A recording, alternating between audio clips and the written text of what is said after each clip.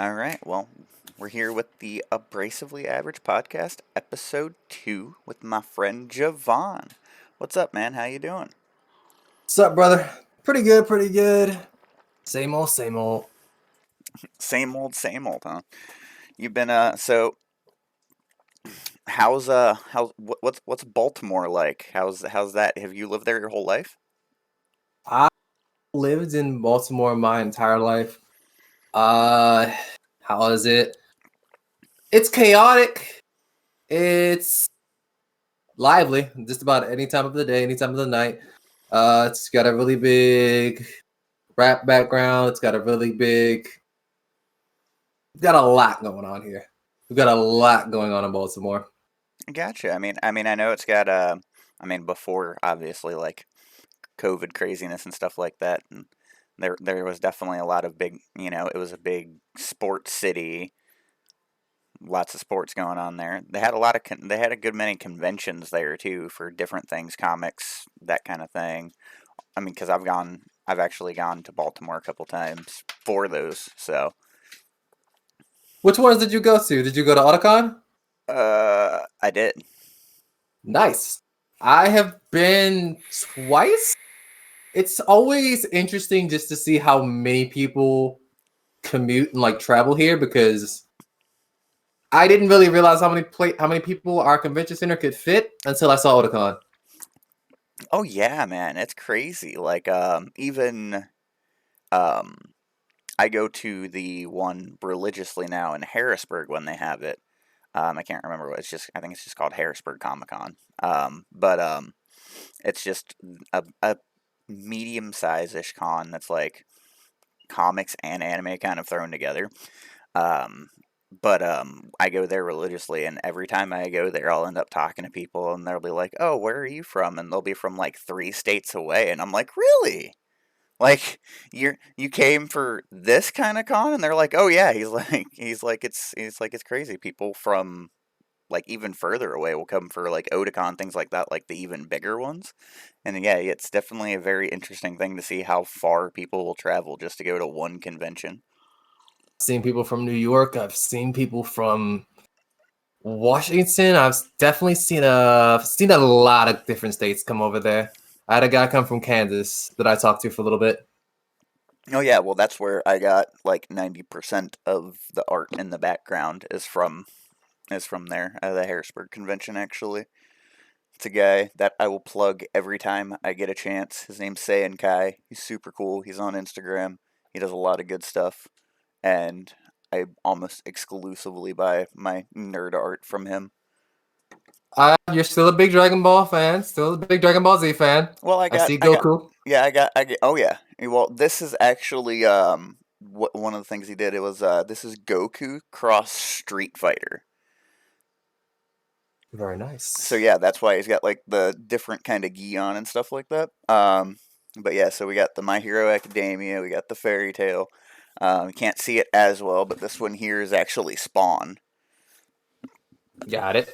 So I'm a little all over the place, not really themed out. It's just, well, nerd shit. Yep.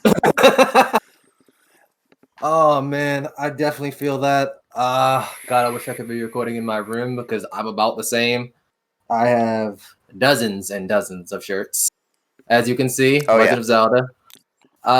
It's always been a big one for me. I have Tokyo Ghoul, another big one. One Piece, another big one. Oh, you're a big Uh, One Piece guy?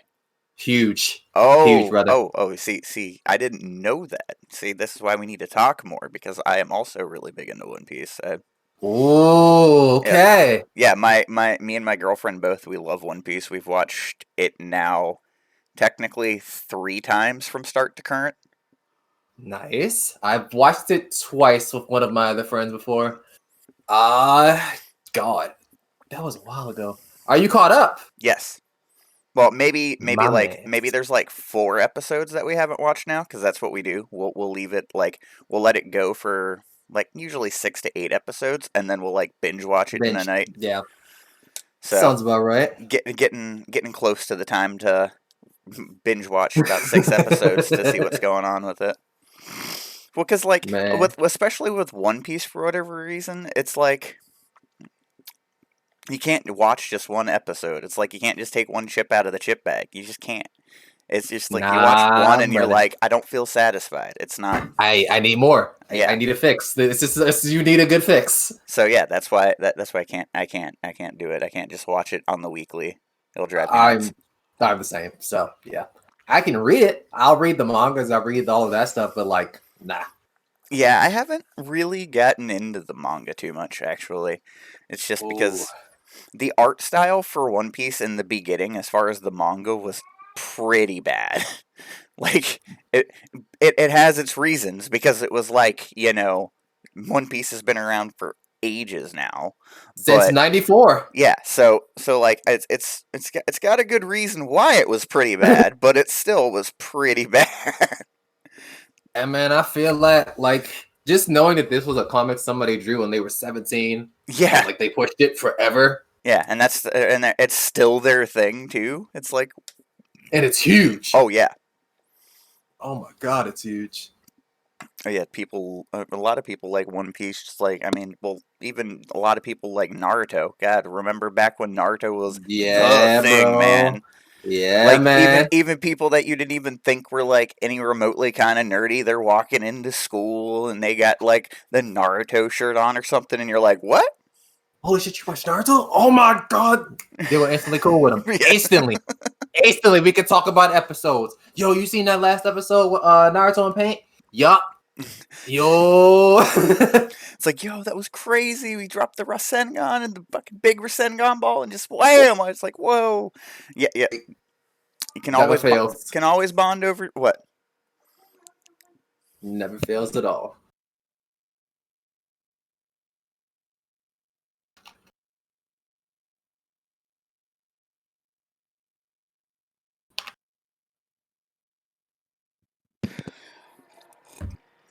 For sure, man, for sure. So, do you play many video games right now? Or are you gaming really, or? Bro, I haven't been playing a lot of games recently, but I still am a huge gamer. As you remember, I have always been big on games. Oh yeah. My collection at this point is over 500 video games. Wow. All right. What Yeah. across what consoles? I have the PS4, PS3, PS2, Nintendo 64, Nintendo Wii, Nintendo GameCube, Xbox 360, Xbox One, Xbox. I haven't got the new one yet. The S or whatever it is. Yeah, I got Switch, got the DS, got the Game Boy, got the Game Boy Advance. Mm-hmm. We got a lot of them, brother. Oh yeah, same. I mean, same here. I've got. Let's see. We got the Switch. We got the 64. We got the PS2. We got the PS3. We got the original Xbox. We got the Xbox 360. Nice, buddy. We got the Xbox 360. But that's about it because I haven't gotten really a lot of the newer gen consoles because I've been predominantly a PC guy now. So Same. So that's really all I do now is PC game. But being an adult and living life doesn't give me a lot of opportunity to do so. nope, not at all, brother. Not at all. Last PC game I think I was really into was Genshin Impact. I don't know if you've heard of it. Mm-hmm. I have. I was playing that a lot. See, I'm a big. I just realized I think I'm kind of a video game sellout. I play like just all the big name games. Like Warzone and all that other stuff. oh no, not that stuff. No, no. I play League of Legends. I play Valorant. I play WoW. And I play Minecraft. Okay, yeah. Minecraft. I didn't have it for a Minecraft guy. Oh yeah, for sure, dude. I love Minecraft.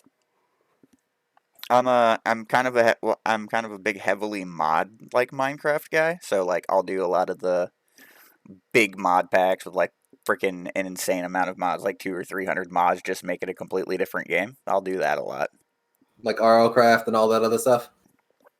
The last one that I did was oh heck, what was it called? Well, I mean, let's be real, DJ. We can just check these things. You're sitting here right on your computer, so that would be a smart thing that you could actually do. But anyway, but yeah, I used to be a big video gamer, and now that I'm a living adult life, and not so much anymore. But It's it's really hard. Really hard now. well, I got kids. I got I got a full time job. I got a girlfriend. So like, I maybe get a couple hours here and there every once in a while, and now I'm doing this, which is obviously kind of cutting into the time a little bit. So it's Yeah, like, I do it when I can. I still love it. I'll always love it, but like, gotta do what I gotta do. definitely feel that. These days I mainly right now I'm waiting to start a new job, working at a bank or whatever. But before that, I was working another full time job, I thought you were going to school making for video games, game. Yeah, that's what I was saying. I thought you YouTube. were going to school for video game design or whatever. I thought that was something you did. I did some streaming. Oh, you didn't do, yeah, that's what it was. It was Valhelsia 3 mod pack. It's got like 300 mods. It changes. It's like not. It's not a. Oh, we're It's like. lagging. We're lagging a little bit. Oh, we are. Okay. Might have been. Okay. Now I got you. Now I hear you. Yeah, there we go. Okay, might have been because I had a bunch of stuff in it open up in the background there for a second. Yeah, I actually did go to school for game design. It is something that I can do, Mm-hmm. but all of the big studios hire for like periods of time. Like they'll hire a bunch of people in like the fall, Mm-hmm. and it may be for like they may hire somebody for like 2 years, 3 years. So you got to wait for the contract to open up to get one Right. of those big jobs. Mm-hmm. One of my friends actually got a job at Disney not too long ago. She I'm just worked on, I know, right? She worked on Endgame. She worked on Infinity War, and she did Nice. some other stuff. That's pretty cool. That's pretty cool. Right. I bet she was ecstatic about that. Oh, beyond it, dude. I bragged a lot about working in the same group with her. I have no regrets. She just keeps being famous. I will keep bragging away. Right? So if you had an ideal, like, alright, something comes up, like where would you want to do, what like kind of project would you want to work on, or what company would you want to go to if you had an ideal choice? A bunch of the companies I would probably go. Jesus, that's actually a really good question that I haven't thought of for a while. That is a really good question.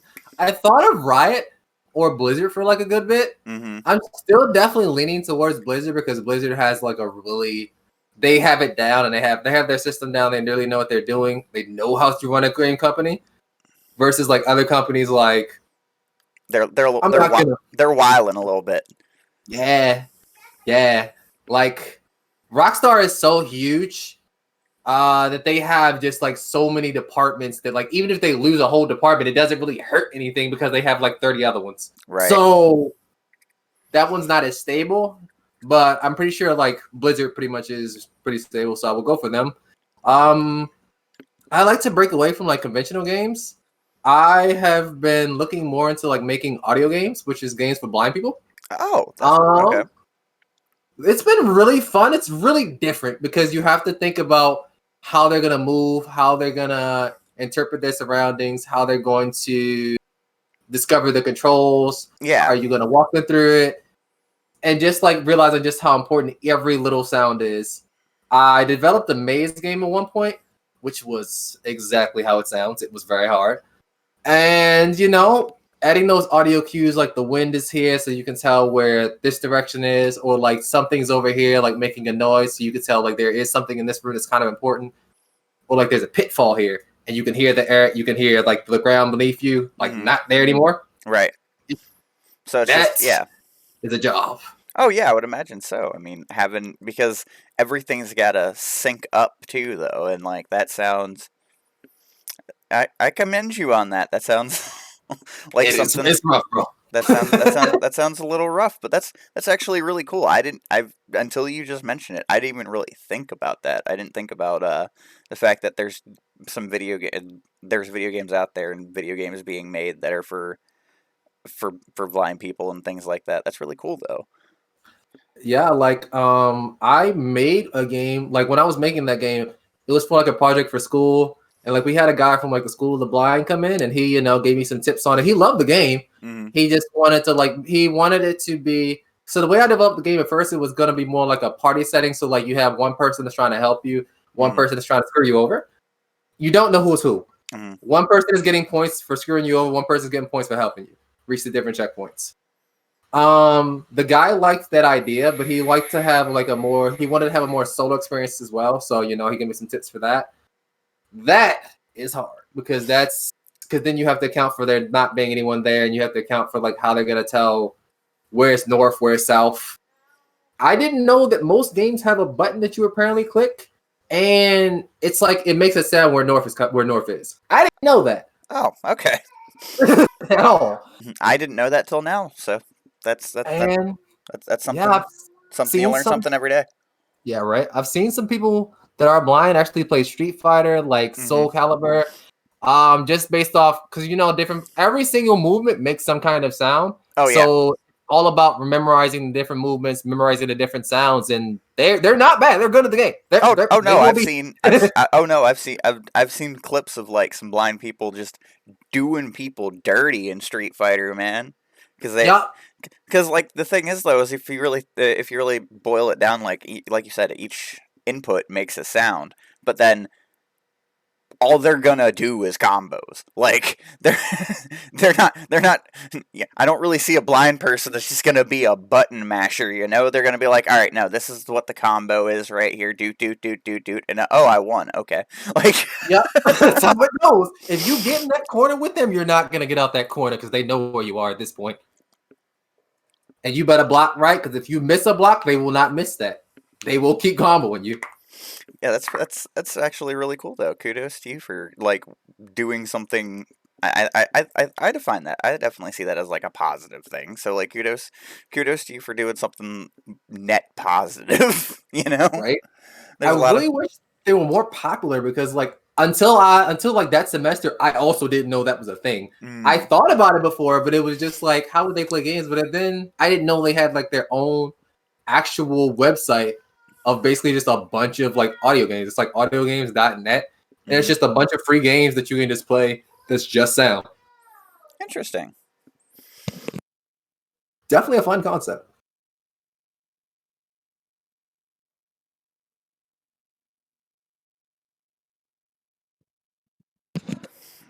Ugh, I'm gonna have to edit these parts out. That's Sadly, fun. my problem is particularly today is a lot of times I will do my podcasting while my girlfriend's at work. She works till 11, so my kid goes to bed around now, and but I recently my roommate moved out, so I used to just let my kids stay here and sleep, and my roommate would, obviously make sure that he's okay, and if he needed anything or woke up. Well, my roommate moved out, so now I've got to take my kid with me to go pick up my girlfriend. So Uh, there's not too much point in putting him to bed for like an hour and a half for him to get up, and then and have to go get them. yeah, Yeah.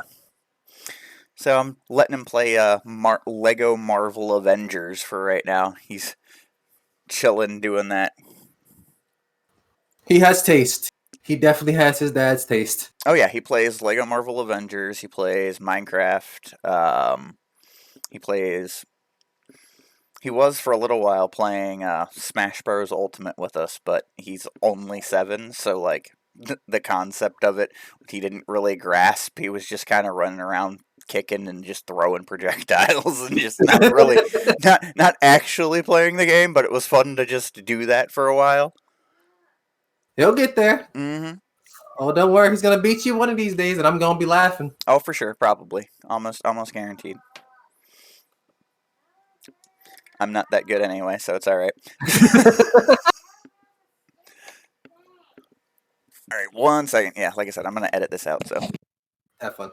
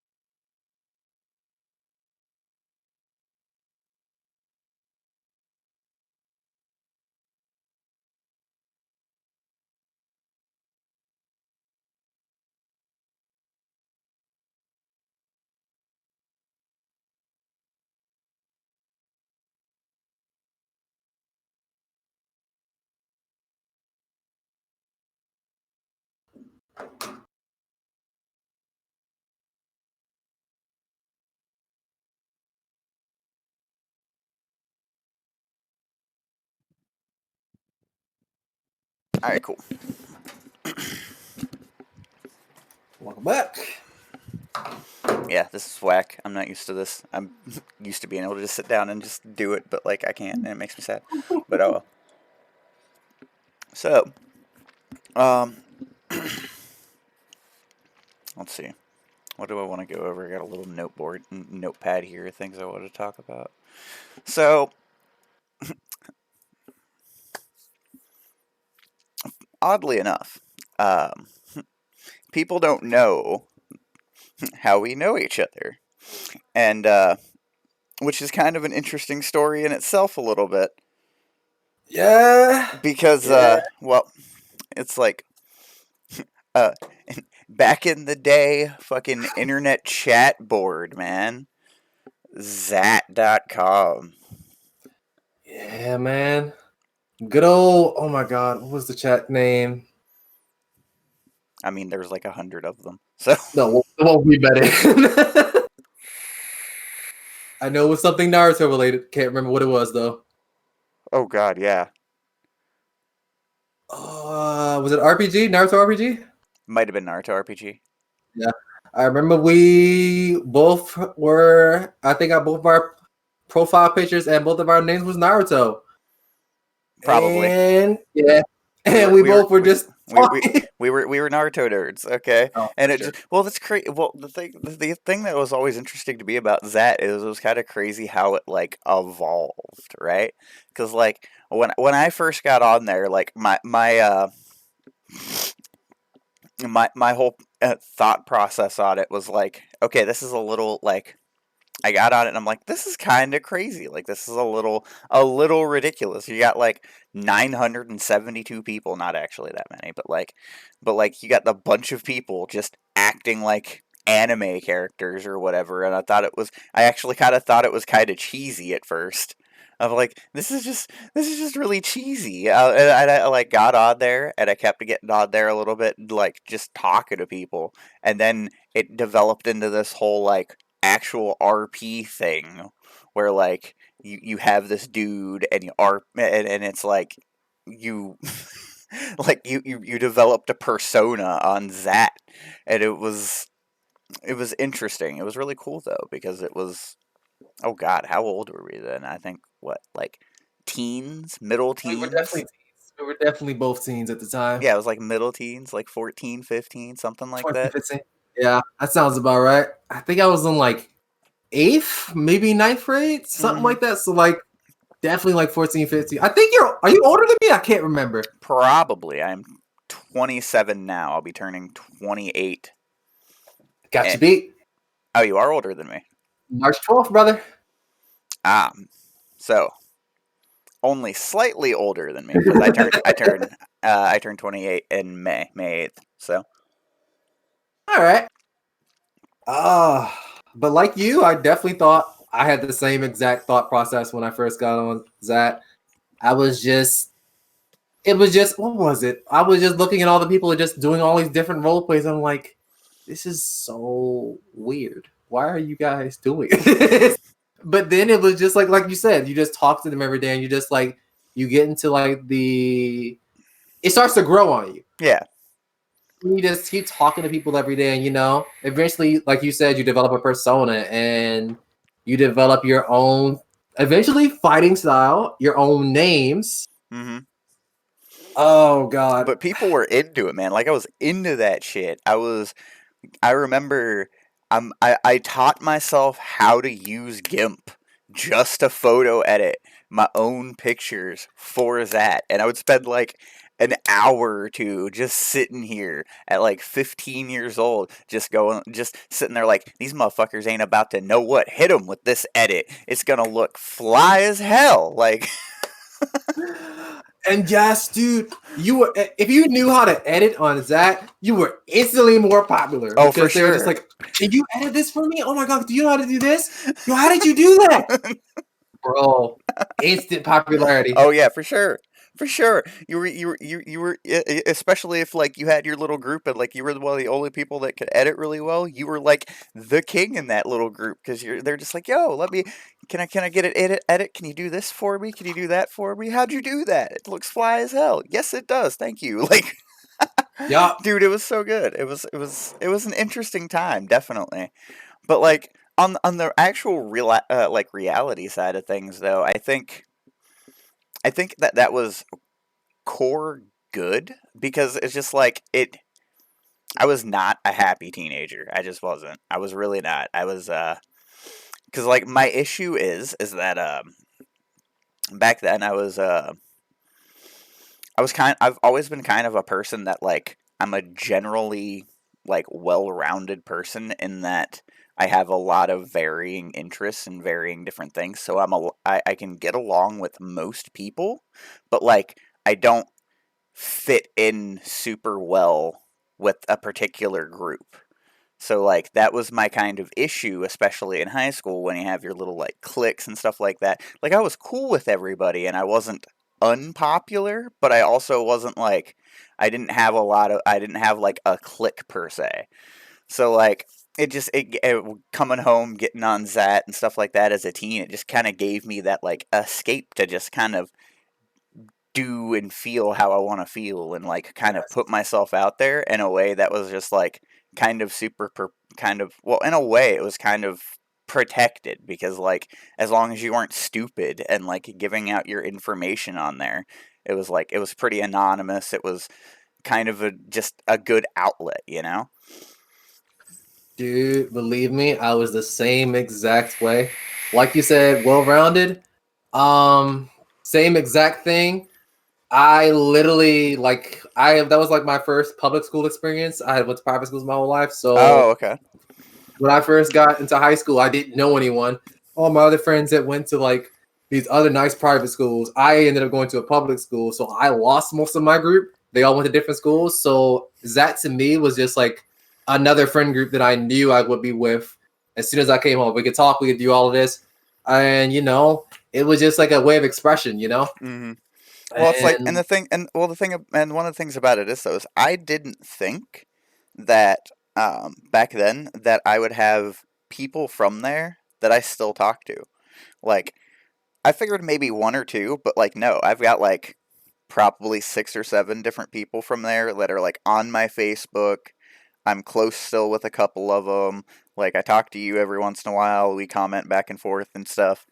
But yeah, so it's like I have quite a few people from like back when I was 14 that I still talk to from an internet forum that I've still to this day never met in real life, but we're just cool. They're just kind of like cool people that I can share things with, and like you were talking about how you were talking to Mizu a while ago.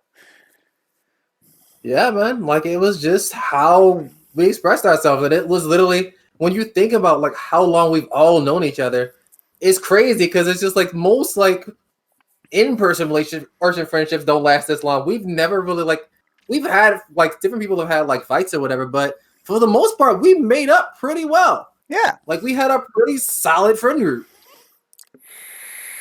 And like when most people hear about friend groups from just online people, they're just like, "Oh, you don't really know that person that well." But like, I don't know. I like to know you guys pretty good. We talked for a long time. yeah, back well, especially back then though too. Is like that's literally what we did. Like most days out of the week for a couple years actually. It was like Right. just get on there, I mean, obviously, some of us still had like lives outside of being on a computer. We weren't some little like fucking teenage gremlins just on the computer every night just nah. But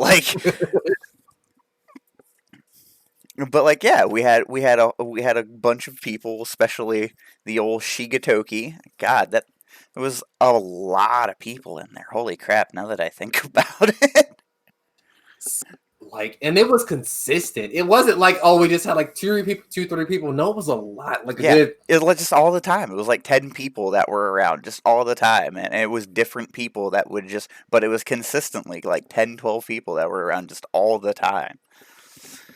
It didn't really like matter like what like as long as it And most of us didn't even. Most of us all had sleeping issues anyway, so we were always up at some amount of times. Like you had someone to talk to. Yeah, yeah,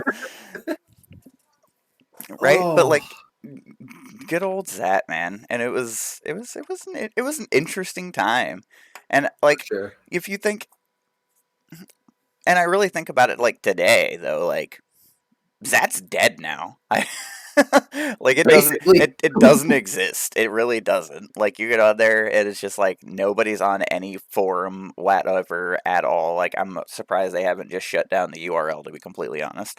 Like same. but like it makes me question like what do kids do now to like connect? Cuz like for me like that was our way of like connecting to other people, cuz like now we've got like Facebook, but like I don't feel like we had MySpace back then, good We old did. MySpace. But We like, did. it makes me wonder how people connect as opposed to how like we connected, and I how mean, like because well like if you really think about it, you're not making friends in Call of Duty too often, other because nine times out of 10 you got that like 16-year-old kid that's telling you your mom's a hoe and he had sex with your mom last night. So like yep.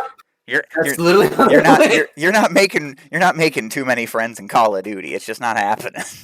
Especially not on Xbox. That was out. That was so out. And then just like I don't know, like I know, like for me back then, one of the main reasons I really clicked well with that was because I'm a great broke little teenager. So like the computer is free. The internet was free to me. I can't speak for anybody else. It was free for me. So Hmm. I could text on there. I could be there as long as I could. My cell phone had minutes. So that was out. Well, I wasn't gonna just talk on there all the time. But like the computer, you could talk as long as you want, text message as long as you want. We even Skyped. So like, yeah. Oh man, bringing it back to cell phones with minutes, making me feel old, dude. Holy shit. Bro.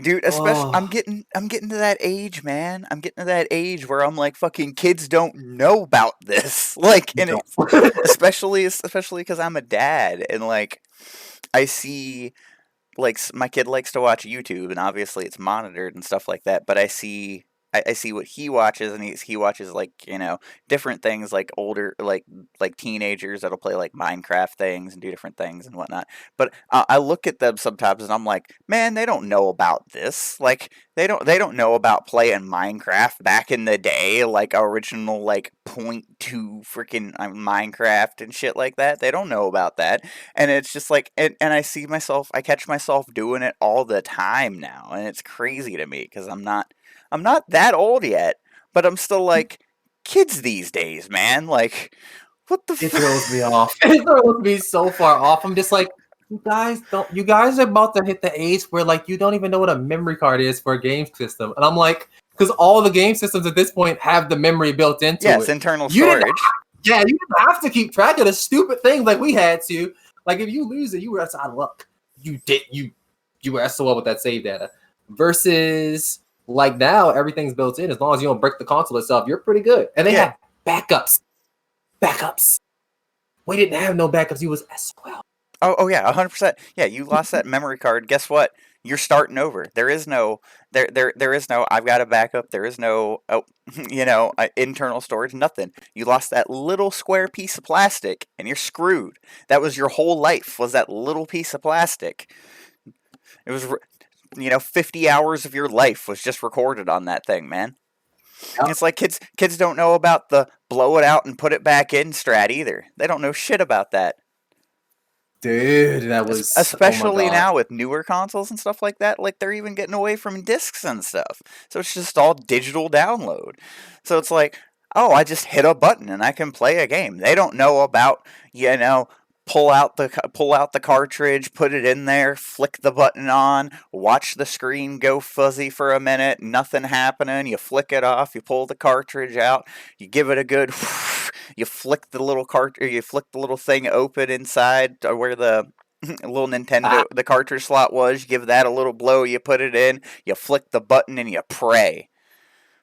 basically, that was literally it. There was no like fine science to it. That was literally it. And it wasn't like something that you were taught to do. It was Mm-hmm. just something like, you want this to work. Please, God, let this work today. Don't break on me. Please don't Just let come this on, come mess on, up. come on. Reset power, reset power, reset power. All right. Hey, we got a screen.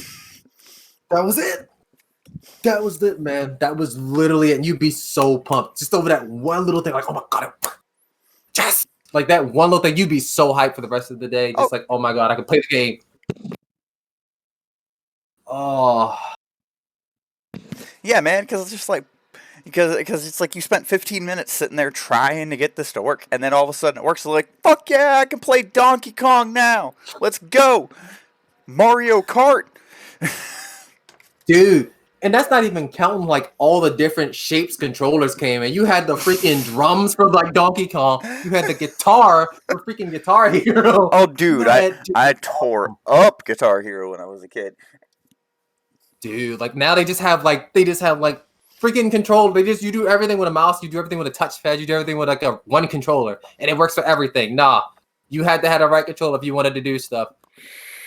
Do you remember freaking link cables for Pokemon?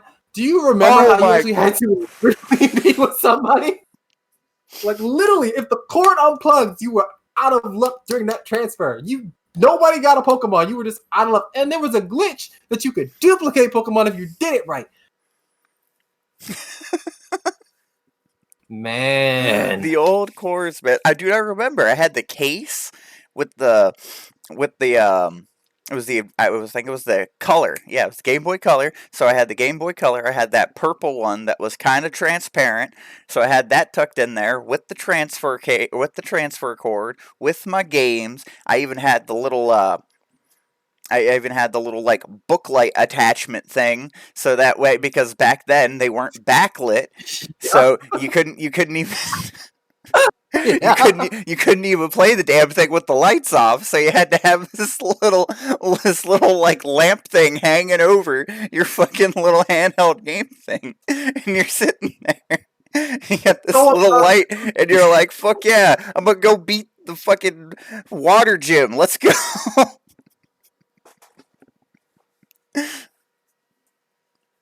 Oh my god. Ah. Dude, and you could see everything, and you could see like old consoles, you could see through them. So like if something was broke, you knew it was broken, you knew you were just out of luck. Nobody knew how to fix it. You just knew you was SOL. See, but that was why but those things then are why I developed my knack for fixing things now. Like straight up, dude, I just had to fix the PS2 a couple weeks ago because it wasn't reading controllers. So I had to take the whole thing apart, find the or take the whole thing apart, take out the little module that connected for the connected for the controller, and then had to clean it up with alcohol and that kind of stuff and get the corrosion off because it's a PS2 that's like 12 years old, so those things kind of happen. Yep. But yeah, that has turned that those days turned me into the wizard of fixing things now because I don't want to go out and buy another one. Not a chance. Dude, that's not even counting the fact that like every other controller is cordless now. Like before, like literally that sucker unplugged, he was dead in whatever game you was playing. Trying to get that thing back in the middle of like a boss fight, you weren't gonna make it. But That's just how it's gonna go. that's the thing though. The crazy thing about that is while technology's advanced, the old stuff's still sometimes better. Because like when you think of like refresh rates as far as wireless versus wired, like everybody, because I play, like I said, I play a good bit of Smash Bros. Still. I play Ultimate on the Switch sometimes, but I got into playing Smash Bros. Melee a lot. And which is actually there's a pretty big community for like competitive melee and stuff like that. I know, bro. I've seen it. It's big. Yeah, yeah. Like my one friend's a giant super nerd about it. Like he goes to he goes to like tournaments and stuff like that. Like because he lives in Virginia on like a college campus, and he's like they have rankings and everything. He's ranked like the fourth best melee player in his school or some stuff like that. And I play a lot with him, but it's just crazy to me that with all the modern technology, guess what? That little old GameCube controller that you plug in still is the thing that just works the best. Like, so far technology is not advanced to where wireless can beat wired as far as working properly, response times, everything like that. It can't it hasn't gotten that far yet. Dude, that's not even counting durability. You could drop the Game Boy about 30, 40 times, and that sucker still works. You drop a PS2, you drop like a PS3 once, that sucker's gone. You drop a PS4 once, that's gone. It's broke. Granted, though, that's like a Nintendo thing. That's just that Nintendo builds their stuff out of Nintendium. Do I know what the fuck Nintendium is? Nope. But do I know it don't break? Yes.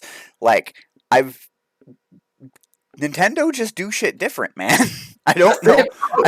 I don't know what it is, but like Nintendo's the company that is both singularly amazing and infuriating at the same time, because they'll do great shit, but they also do things their own way, and they don't give a shit about the community sometimes, because they'll just be like, "We're doing this," and there'll be like community will be like, I don't know, man. I don't think if that's gonna be a good play. And Nintendo's like, yeah, but we're doing it, though. Yeah, so like you're just gonna suck it up. Like how much backlash they got over the new Pokemon games, and how they didn't have a full roster of Pokemon.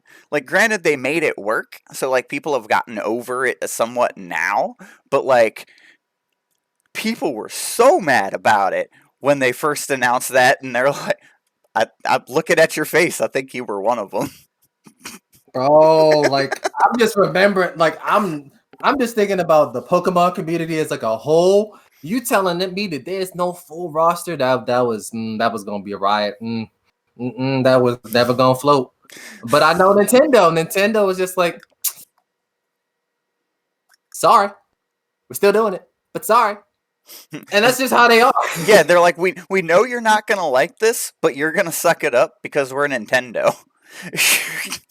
And they're right, because we still brought the game. Yeah. But you're gonna like suck it up. And their fan base is like, all right, but we're not gonna be happy about it. Oh, dude. So much has changed, and like some things just stay consistent. Like the Nintendo, like you said, nothing breaks. Like even the Switch. Like you would think that looking at it from like an objective point of view, you'd be like, how is this thing any kind of durable? But like my kid plays on that shit, and outside of like the little paddles connecting to the side, like that's the only issue I've ever seen with the Switch at all. Like I've never seen really any other kind of hardware breaking any kind of issue outside of those paddles. And you know what?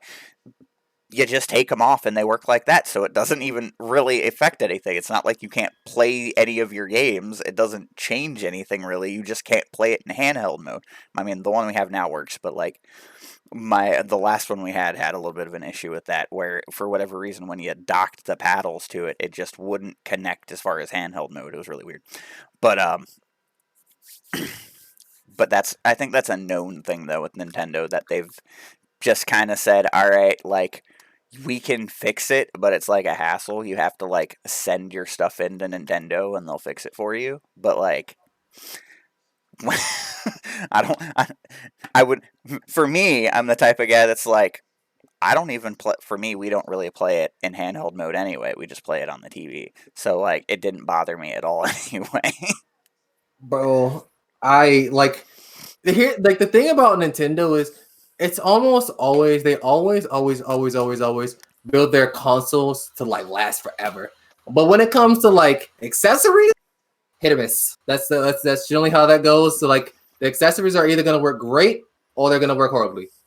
Like oh, yeah. I remember, like you said with the docking panel, I had the reverse issue because when I first got the Switch, I picked up the thing first, and then the Switch itself.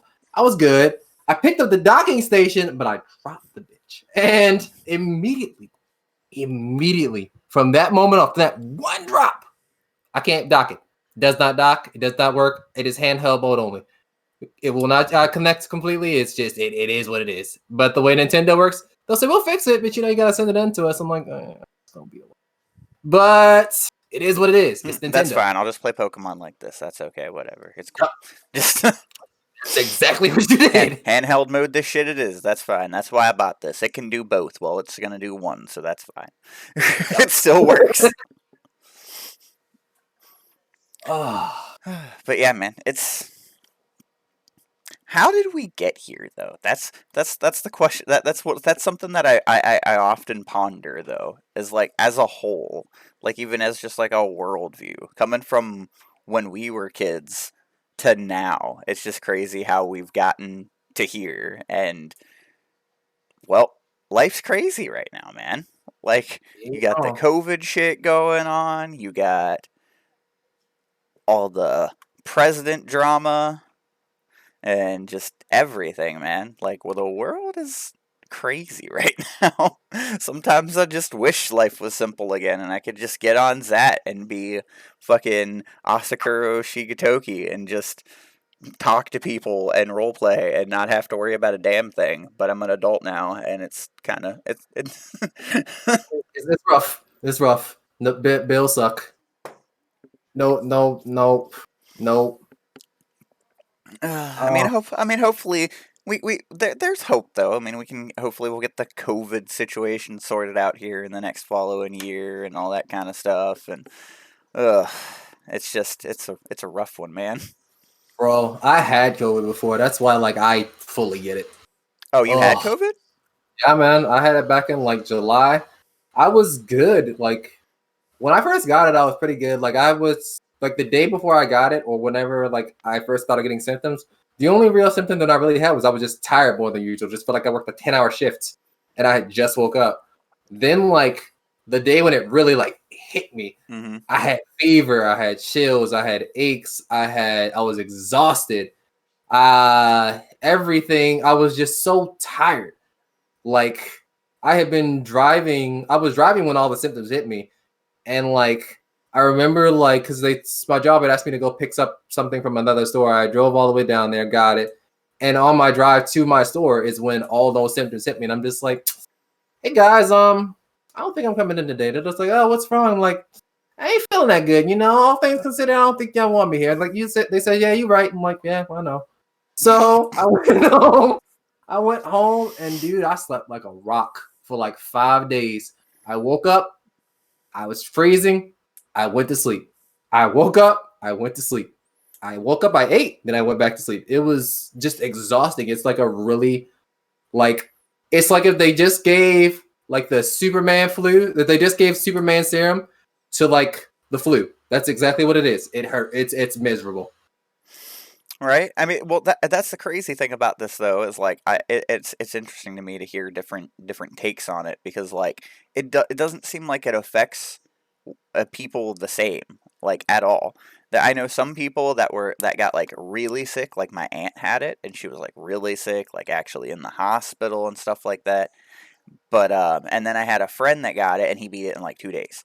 And he was just perfectly fine. Like he's just like, yeah, he's like I was stuffy, I couldn't smell or taste for like a couple days and I was a little tired, but like other than that, like he was fine. That loss of smell or taste is really, really, really weird. I will personally say that I have never like just being able to like, for me, the biggest one was like the loss of like taste because like I could taste texture and I could taste like temperature, but as far as like any form of sweets, sour, any of that was gone. Yeah, I was eating steak and it felt like I was chewing a sponge, and it was the most aggravating thing on earth because I couldn't taste the steak. And I put sauce, I put salt, I put pepper, I put ketchup, I put everything on it that I could think of. I couldn't taste it at all. I was so mad. And then it gets to a point where you're just like, I'm not even gonna waste good food. I'm just gonna eat soup. It's just like if I can't taste it anyway, why am I gonna eat good stuff? Yeah, I'm not wasting my money for this. I'm just gonna eat the soup, like $1. Like I'm not gonna waste the $5. No, I'm drinking $1. That's it. But yeah, it's crazy to me that like it affects so many different people so differently, and like so for you said like you were just really tired for like 5 days, and like Yeah. so you had the couldn't taste anything and couldn't really smell anything. Yep, and I actually had the difficulty breathing thing towards like the end of it. So I actually had to it was like a really bad like it's almost like a really bad mucus buildup, but it's in your throat. And you just like what's a way to put it? Think of like a tube that you know is like filling up from the bottom up, and you know you're about to start drowning in a second. Like you know you're floating a little bit, but you can tell you're about to go under. It's like that. So I had to call the ambulance for that because I couldn't breathe. Oh I wow. was literally just like hunched over, just like basically just hacking up my lungs. Like it was just so bad. By the time they got there though, like I had like finally threw up, so that was good. But until then, it was just pain. Like it was just miserable. But that also brings me to their solution, the vaccines, because I recently got the Johnson and Johnson one. Oh no. Dude, dude, the vaccines. Okay, so different people have different experiences with it, but they say like people who had COVID like feel like Hmm. they got it again. And I tell you to God, that's exactly what it felt like. I swear to you, Well, they're now pulling the Johnson and Johnson one though, so they pulled it that's what's literally crazy Monday. about that one. They pulled it Monday. I got it Friday. Oh. Oh I no. was just like, of course, this would be my luck. Of course, just me.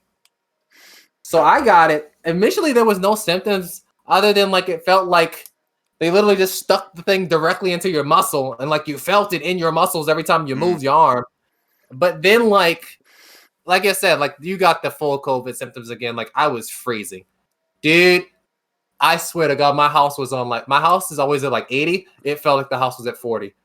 If I got out the covers, I was freezing. If I touched the covers, you know how like your blanket cools down or whatever. If you touch Yeah. it again, you're cold again.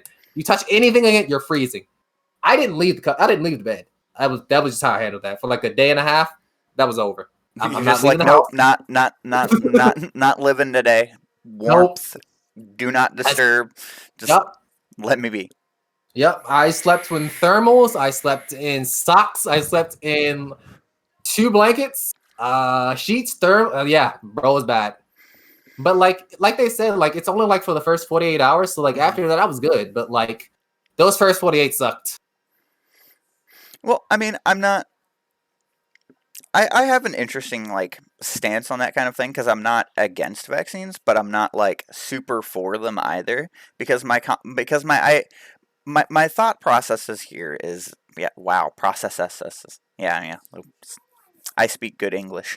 But no, my thought process on it is like with the Johnson and Johnson vaccine, you see it now. Like some people react differently to it, and that's okay. But like you don't want that situation where they're like, "Yo, we kind of we know this is okay, but we pushed it through. We haven't done as much testing on it as we probably should."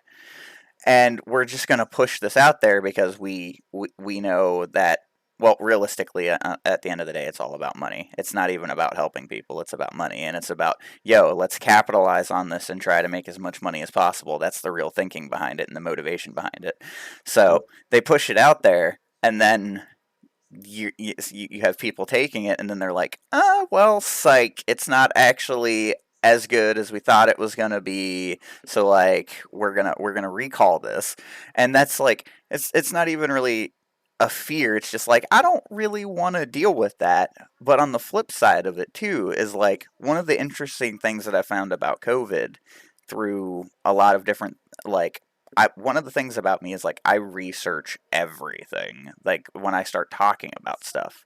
So if I want to get to know something about a situation, like I'll just sit here and spend like 20 minutes just going through different articles, like reading up as best I can on things, and which is another conversation entirely about how hard it is to sift through biased and non-biased sources and stuff like that. But like at the end of the day, one of the things that's interesting that boiled down with COVID is it really seems to affect people that aren't healthy. Like it affects people that aren't healthy way worse. Like two of the things that are really key factors with COVID is it um it affects people that have weight issues a lot worse. Anybody that has any kind of weight issues, they found that it affects them a lot worse. And then vitamin D deficiency, they found something like 87% of people that were in the ICU, that were like seriously sick, they were all deficient in vitamin D, just like almost all of them. So in a lot of ways, it is kind of like a wake up call to us, as particularly as Americans, because we look at kind of some of the other countries, and they're handling it so much better. But at the same time, people have to realize is those other countries are a lot healthier than we are. Like a lot of them, like they're just how they handle their life and their business over there. They're significantly more healthy. They don't have the obesity problems. They don't have as many issues with people that are smoking or have all these comorbidity factors, because that's another thing with COVID that I've through research I've seen is that it's like something like 2.6 comorbidity factors for people that have died from COVID. So it's like they died from COVID, but they had two other things that were negatively impacting their body at the same time. So it's like so like for me, like once I started doing all this, I'm like, all right, so I get outside a lot, which is how you get vitamin D. That sunlight, that kind of thing, and you can supplement it and that kind of thing as well. So like I've the thing with COVID is it just made me want to live a little healthier. So I think that's a net positive from it. But so it helps me though too, is because like I said, my aunt had COVID, and she got it really bad. But my aunt's also not a very healthy person, to be completely honest. Like she's a little bit overweight, and she's not very active. She's in her 60s, so like she could be active, but she's just not. um, but yeah, so she got really sick with it, and I was the one that had to take her to the hospital. So I ended up taking her to the hospital, and she got diagnosed with it afterwards. And I'm like, shit, I might have COVID, because like she was in the car with me. She didn't have a mask because we didn't think that she had COVID or anything yet. She's just like, hey, I don't feel good. I feel bad. Can you take me to the hospital? And I'm like, okay. So Yeah. but I didn't get it. I got I actually incidentally got some kind of other virus or something, I don't know, but I got sick for like 2 days. But I didn't get COVID because I went and got a COVID test and had to do all that good stuff for my work. But yeah, so I didn't get COVID, and I haven't ever had COVID, and I like to attribute that to the fact that like I made those changes like immediately once COVID started getting crazy, because I know I've been around people with COVID, so I wish that was what was pushed more, as opposed to vaccines, is like, hey, let's get healthy, and we have vaccines to help along the process, but this isn't the only answer. I definitely agree with you because like this, I think I did research like you said. I'm also a person that does some of their research. I think I did see like the lungs of somebody that had COVID, like versus a person that's smoking versus somebody that had COVID. Your lungs are definitely more impacted by it. So when I think of like people that aren't like literally healthy, I think of the people that like maybe overweight. So like your lungs is already under a lot of pressure, and then you have COVID on top of that, which already affects your lungs so badly. Mm-hmm. It just makes it even worse, and it just makes it way worse than what it already is going to be. And And people then with like asthma, heart disease, all those different kinds of things, and it adds and up. then you get COVID on top of it. So your immune system's not in a good spot because you're already dealing with these kinds of issues, and then you get this virus that's kind of like a giga flu in a way. So it's really gonna hit you hard.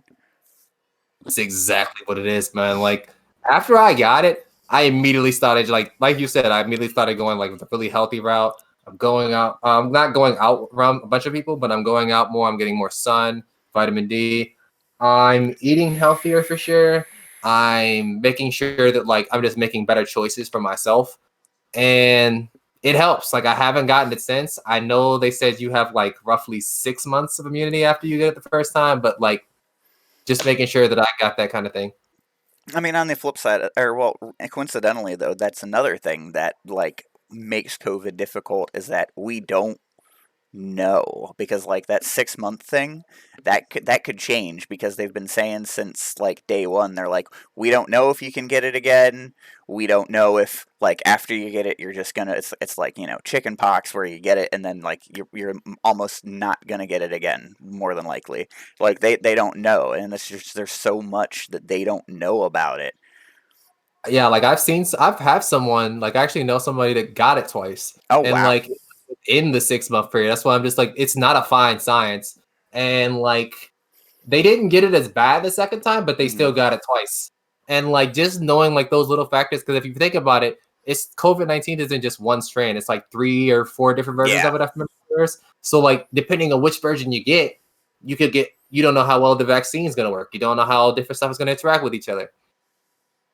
It's just a coin. It's basically just a coin flip. So Yeah, and I think that's all the more reason to just like kind of give people the wake up call to try to be more healthy, because there is no downside really to that other than the effort that you've got to put into it. that's it. But beyond that, like it's net positive. Like you don't like you're gonna feel better. You're gonna have to, well, not necessarily worry about COVID less, but you're gonna have a better likelihood of of not getting it, or if you get it, you're gonna not have as bad a symptoms, that kind of thing. So like it really did it cemented for me just being more healthy. Like you see, I've got my vape here. I used to be a smoker and I quit smoking, and I'm working off of this, and eventually I'm gonna work myself off of that as well. So it's like, all in all, like COVID's been crazy, but for me at least, it's not been too bad, because it's made me kind of reevaluate some things and make some positive change. Make Yeah, some smart decisions, which is like something I wish our government would do. same, same. If there is one thing that I like that our government did, like basically just us in the DMV, that's one thing I like that we did is like they made COVID testing basically like the government pays for it, so that you can get your free testing if you don't have insurance, that kind Mhm. of deal. I like how they handled that, at least, so that like every time you got tested, if you were around somebody, you don't have to pay like some ridiculous fee for it. Right. And like that was good. That was one good thing. And like how the government will pay like 2 weeks of your like, at least how this says how it is in Maryland. They'll Hmm. pay like 80 hours. They'll pay like an 80 hour for you when you get COVID. They'll give you an 80 hour paycheck. And like just having that security for like people that like depend on that money, Yeah, that's good. I don't think PA had that, so I'm gonna be honest with you. The the Yeah, the the, man. the paycheck part. See, that's the thing though, is like that's one of the problems. Is like, from what I understand, Maryland handled it pretty well, from what I've seen and what I've read. I'm in the state with a governor that is, well, kind of a fuck up. Completely honest. Like, if you see on the news the governors that are making headlines, that are the trifecta of the people that have handled this the worst, are our governor, which is Wolf, Cuomo, and Newsom. So that's California, New York, and us. They were also the only three that decided it was a good idea to put COVID patients in nursing homes. So, Brilliant. so that gives you an idea of the decision making process at work that I'm dealing with in my state. So it's God. not a it's just not a good look. It's just really not, and it really, like, ugh, it's crazy to me, because just all of the decisions that our governor at least has made personally have just not made a lot of sense. Like, and if you think about it, one of the things that because I know that you and I had kind of had a little bit of an exchange on Facebook about it, about like lockdowns and that kind of thing. Um, Yeah. but one of the things that like a lot of places did, but I know my state did like heavily, which made very little sense to me, was bars got bars got closed down, but you could still do pickup. So liquor stores were open, beer distributors were open, all of that kind of thing. Which I'm okay with that. Like whatever, that's they make, because realistically it boils down to those are heavily taxed, so that's going to keep money flowing to the government. So that's why they kept them open. But Money. that's just, yeah, money. It boils down to that. But yeah, so that's why they kept those open. But things like Alcoholics Anonymous meetings, you couldn't go to. Those different kinds of things. Like, yeah, they were trying to shut down churches. There was no in-person meetings that they were allowing. Just all kinds of different things that were like not really good decision making as far as like helping people through this. Because like, you're gonna let the liquor store be open. You can still go to the bar and get alcohol, but like the people that are struggling with alcoholism and that kind of thing, you're just tempting them even more so, because it's like, all right, we got the stress of COVID. It's so easy to go pick it up, but you can't even go to a meeting to get help about it so you can stay on the train, And it's just different decisions like that I'm like, what are we doing? Like this, we're with these kinds of decisions, we're not helping anybody. Yeah, man. Like in our state, what we did when we locked down, like when we had like the big lockdown, like everything was basically closed except like the bars, like you said. But the difference was, I think you could do curbside pickup, but I'm not really sure in Maryland too. But it was just like you said, like they didn't like allow like churches to be open, and like if they did allow you to be open, they let you do like the what was it? It was like a parking lot kind of deal, Mm-hmm. like Yeah, you the did in like outside parking lot. things. Yeah, and like that worked for like a little bit, but then when you realize the amount of like people that like really needed this at this time, it wasn't enough space, so it still didn't work out that well. And the other factor is right now, at least for Maryland, Hogan, as you know, we got Hogan. Hogan's really good about making good calls, but he's also the guy that lets the different like cities make their own calls. Mm-hmm. And that either goes really well or really bad, depending on where you are. For Baltimore City, I remember like a bunch of other places started opening up some, so like 50%, some other stuff like that. Versus like the city, which stayed closed for like a long period of time. Mm-hmm. Like it's to a degree, I believe the city is still open to like 50%, and like that killed a bunch of businesses like overnight. Mm-hmm. And just like seeing them like struggle, like versus like, but you could also just go out to the county if you wanted to because they were open at like 75%. So like it took all the business out of the city and just sent it to the county, and like it was just murdering the businesses here because like we have Brandon Scott. He just wanted to close down the city to make sure we were all good, but it also killed his, It workforce. killed the economy essentially. Yeah, I Yeah. mean, we see that a lot.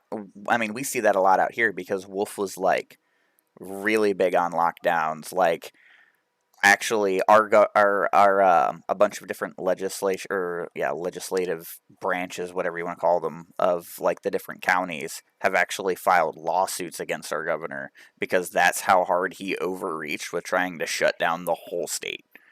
Like, he's like, everybody's shutting down. I'm not, as opposed to like what you were saying of like your governor's like, yeah, let's let this, kind of cities try and figure it out as best they can. No, Wolf was like, no, everybody's shutting down. I'm like, he was just like levying it hard, and it was insane too. There was things like, just straight up fear tactics, like if you open up, we're gonna take your liquor license. If you open up, we're gonna fine you. And he did. He legitimately did. There was tons and tons of places that were like tried to do as best they could, like 50% capacity, 6 foot distance, sanitizer stations, that kind of thing, so that way they could at least have some income coming in, so they didn't go under. And he was like, nah, I want you shut down. If you don't shut down, you're gonna get fined. And it just killed all of the small businesses. There was in just my area alone, I know of, which is a relatively small rural area, don't get me wrong, but like I know of 3 bars that closed down, that went under, I know of several restaurants. I know of a hotel that went under. Just a and like on a scale that's not that big. It's a small rural area, but we still got all these businesses that are going under because of these restrictions. And like it's really sad, especially for like me because my job involves me driving a lot and I go around to a lot of different places. So I see a lot of different like mom and pop businesses just with signs out that are just, now closed, thank you for the run, those kinds of things. And like I see these places, some of these places have been open 50, 60 years and COVID just killed them. And to that degree it's really sad. I feel like we really should have had a better, more common sense approach to all of this because it like rural America felt it, suburban America felt it, but like even the big impacts on like New York and California, like they got destroyed because of how like restrictive their governors and their legislations have been. Like people are leaving California, people are leaving New York and going elsewhere because of how restrictive it is, because of how many businesses are closing down. I think I heard a statistic of something like after COVID's over for like California, like 60% of small businesses are just gonna be gone. 60%. It's an insane statistic. Dude, like for me, for like Baltimore itself, like I'm pretty sure you heard about the like riots with like the Freddie Gray thing at the one point. Yeah. We sort of were recovering from that, and we were starting to get businesses open and like open with that. Some businesses were struggling because we had a bunch of people tearing up stuff, but now that they have finally recovered, when COVID first started, they didn't really have a cushion to rely on because they're just getting built back up again. Mm-hmm. And like as soon as they got like some ground beneath their feet, it all dropped again. So like I know like you said, like at least by like like one of my college that I went to, like a good 15 businesses closed, a good 3 bars. Like all the businesses like by my like other job was just it was low. It was just so many businesses that were just closing overnight. They just had bulk sales because they were all closing. They were just so desperate to get some version of income. And it was so bad. And seeing like those businesses that have just been open for so long, like there was one Chinese food place that I knew had been open like a kind of a rough area, but the people there looked out for them. But when the lockdown came in and restrictions came in, they couldn't open because they were such like a small. They had like such a small workforce. It was only like a mom and a dad Mm-hmm. and like a kid. So like they couldn't really survive that. Like they couldn't really survive the lockdown. So like they closed down. They had been open for like since like my mom and dad were around. Like they Right. went. My mom, and my dad went on their first date there, and that was like 30 years ago. Wow. Yeah. And to see them close from that, it just sucked. Especially, well, it's like you gotta one of the things like that I've always heard kind of floated is like restaurants, bars, that kind of stuff. They're not operating with a lot of profit margin. Like they make maybe 15-20% profit as long as they're like busy, as long as they're packing tables and actually turning some business, is they're only working with like a 15-20% profit margin. So to tell them, hey, all right, you're going to be closed for we don't know how long, like that's just going to sink so many businesses. And I think that we could have had a more common sense approach to everything. Like, okay, I wasn't opposed to like a lockdown. Like, all right, yo, we're gonna lock down for like 2 to 3 weeks. It's gonna be like restrictive, but that's to curb the numbers really, and then we're gonna like if everywhere opened up at like 50% capacity, hey, wear a mask. Different kinds of things.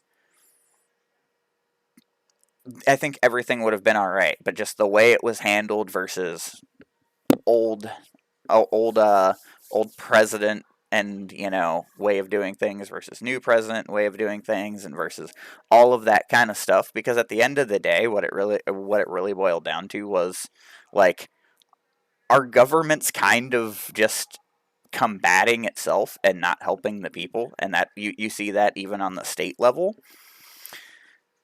So it's like we're just sitting there watching them duke it out and kind of hold their constituents hostage in a way Basically.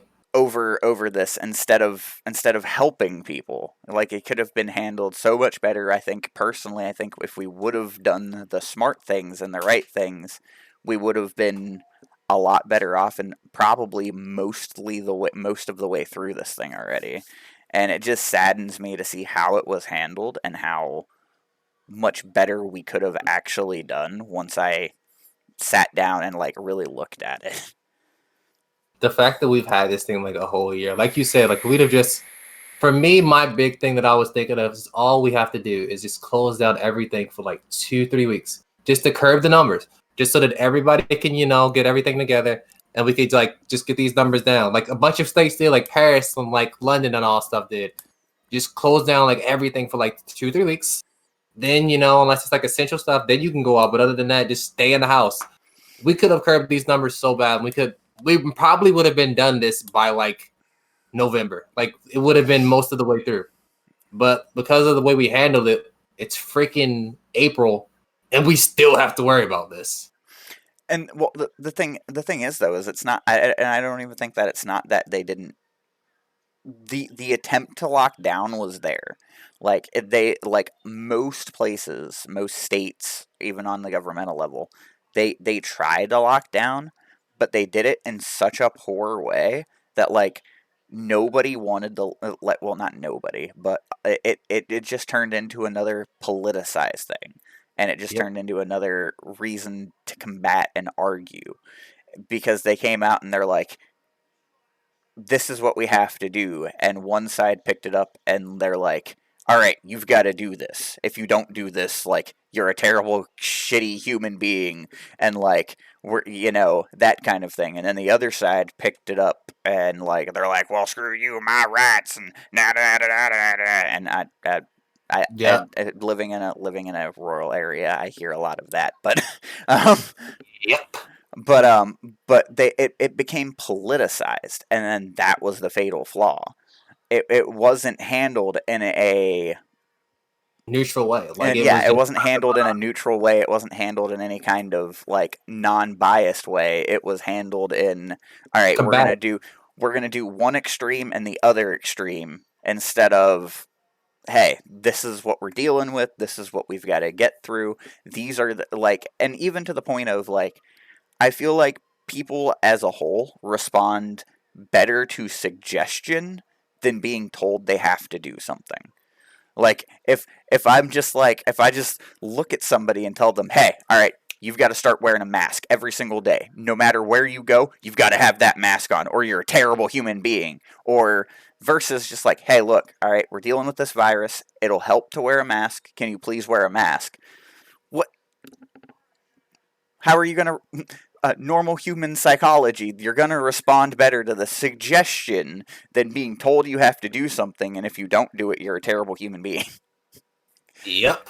Just Like it's just the realistically. way we handled it. Like it was just like you said, like you're a horrible human if you don't do this. You don't care about your mom. You don't care about somebody else's grandma getting it. Like you need to do this. It was so combative. Like literally, like it put people on sides. And like if you didn't pick a side, you're not really helping anybody. This that. It just made it into a whole lot deeper than what it needed to be, and it just spiraled from there. Yeah. Because at the end of the day, once something gets politicized, it turns into a shit show. It just does. It doesn't matter what it is either. As soon as it gets politicized, as soon as there's sides drawn and lines in the chalk drawn, it just turns into a shit show, and it becomes real muddy and hard to traverse as far as getting anything actually done and being net positive. And It it's just, just sucks. and we see it today with everything though, man. It's real. that's why it's kind of depressing and why it makes me want to go back to the Zat days, man. Dude, yeah, like the fact that like everything has to have a side now. You can't just be one way or the other. You can't just be this way anymore. There has to be a reason behind it. Like it just sucks to like have to deal with that every single day versus how we used to be like, oh, you're this way, okay, cool, nobody really cares, but cool, we will get along anyway. Yeah, it's kind of it's no well it's kind of funny because like I remember it came up it popped up on my good old Facebook timeline thing, like something that it'll show you things you've posted from a couple years ago and that kind of thing. And just the other day it popped up something that I had wrote like I don't know, like 3 or 4 years ago. And it was kind of crazy how much it coincided with today.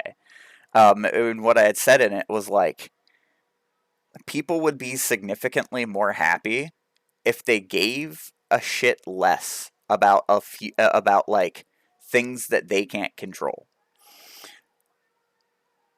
So like just at the time it was really a big thing about it was like 3 4 5 years ago, so that was a really big time for politicized like gay rights, that kind of thing. And I've never been like anti-gay or anything like that. I have gay friends and like they're really cool people, but but I said that in relation to that about how like why do I have to care that somebody's gay?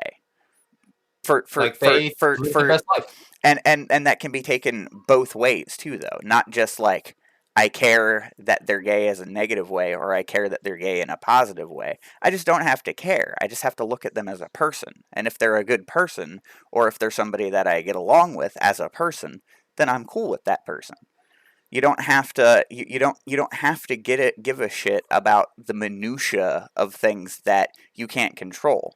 Because whether I care or not if somebody's gay or even applied to anything, like, you know, whatever, trans, different religion, different race, whatever, if I just don't give a shit about it and I see them as a person, I'm happier for it and they're happier for it because I'm Attacking not them for it. making them feel any kind of way about Right, being who they are.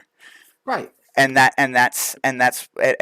just think it's kind of crazy how that applies even 4 or 5 years later, and now here we are, and it's arguably, well, it's actually definitely worse than we were 4 or 5 years ago, as Yep. far as like that kind of thing. And I'm like, could somebody listen, please? Just Dude, like even like if you just think of that from like the military standpoint, because I remember I think like a couple of years ago was when they started banning like trans people from like being in the military, and I'm just like, what difference does it honestly make what their gender is if they're willing to serve, if they're willing to take a bullet for the country? well, That is what it is. okay, so that's a little different. Okay, so Okay, so we'll get into that one a little bit, just okay. because I have a logical standpoint thought about that from that I formulated my own opinion on. I am not against a person joining that has already transitioned or plans to transition um, or plans to transition at some point. But what I would be against is I'd be against somebody that is actively transitioning while they're in military service.